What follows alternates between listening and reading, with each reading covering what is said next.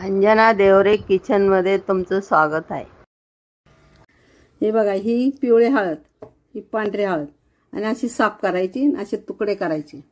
ही पण पांढरी हळद आहे आणि त्याच्यावर एक अर्धा लिंबू कापायचा, काळं मीठ आणि बाटली भरून ठेवायची।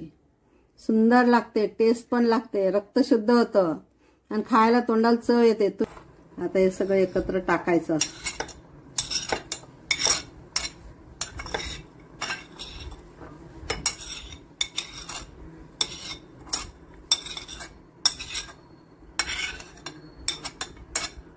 आणि काळं मीठ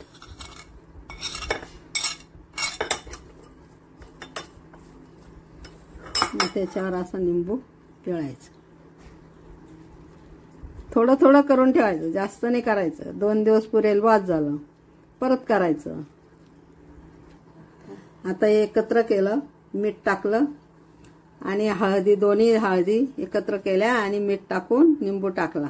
आता हे बाटलीत भरून ठेवायचं।